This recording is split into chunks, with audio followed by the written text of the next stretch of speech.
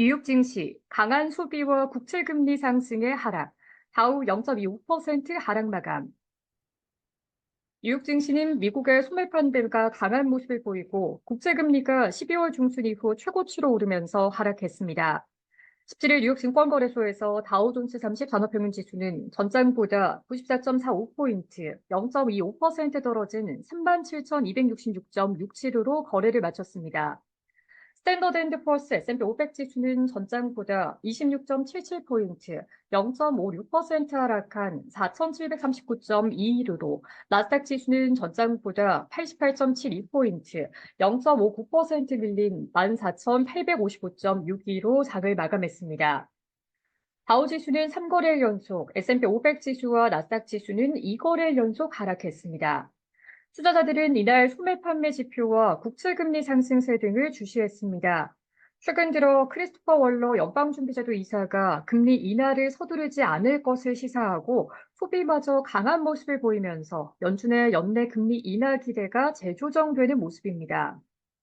미국의 지난해 12월 소매 판매는 계절 조정 기준 전월보다 0.6% 늘어난 7,099억 달러를 기록했습니다. 이번 수치는 월스트리트저널의 예상치였던 0.4% 증가를 웃돈 것으로 직전 월의 수치였던 0.3% 증가보다 상승폭이 2배 컸습니다. 미국의 소비는 국내 총생산의 3분의 1을 차지한다는 점에서 강한 소비는 미국의 경제가 여전히 강한 성장세를 유지하고 있다는 의미입니다. 이 같은 소식에 국채금리가 상승하고 달러화 가치도 올랐습니다. 10년물 국채금리는 12월 중순 이후 최고치였던 4.12%까지 상승했습니다.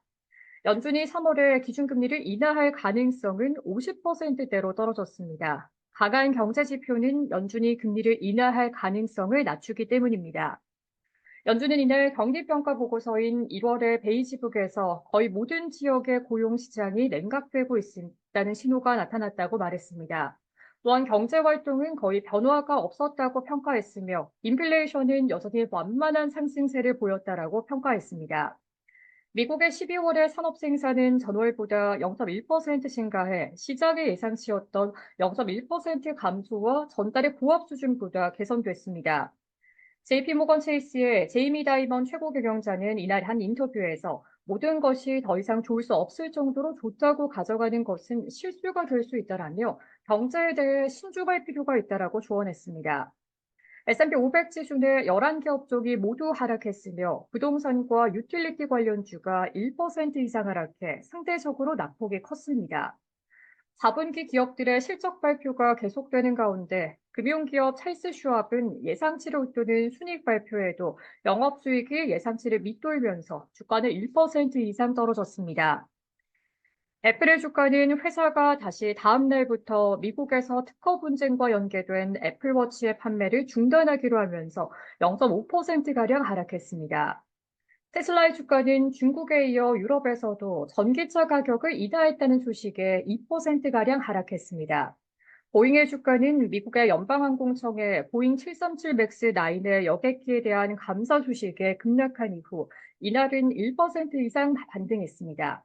스피릿 항공의 주가는 제트블루의 인수 제한을 연방법원이 불허하면서 22% 이상 폭락했습니다. 인스타카트의 주가는 울프 리서치의 애널리스트가 우버의 인수 목표가 될 수 있다고 전망하면서 7% 이상 올랐습니다. 뉴욕 증시 전문가들은 연준의 금리 인하 기대가 재조정되면서 시장이 이에 반응하고 있다고 평가했습니다. 애플스 캐피털 어드바이저스의 존 루크 타이너 포트폴리오 매니저는 주식 투자자들이 국채 금리의 상승과 금리가 더 오래 더 높은 수준을 유지할 것이란 전망에 반응하고 있다고 말했습니다. 그는 마켓워치에 연준이 3월부터 6에서 7월가량의 금리 인하에 나설 것이라는 장밋빛 전망 이후 시장은 그것이 일어날 가능성이 거의 없으며 올해 하반기에 금리 인하가 더 질서정연하게 이루어질 것이라는 것을 깨닫기 시작했다고 말했습니다. 시카고 상품거래소 패드워치에 따르면 연방기금 금리 선물 시장에서 마감 시점 연준이 오는 3월에 금리를 인하할 가능성은 59.1%를 기록했습니다.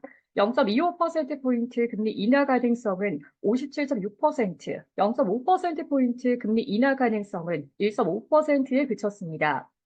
시카고 옵션 거래소 변동성 지수는 전장보다 0.95포인트, 6.86% 오른 14.79를 기록했습니다.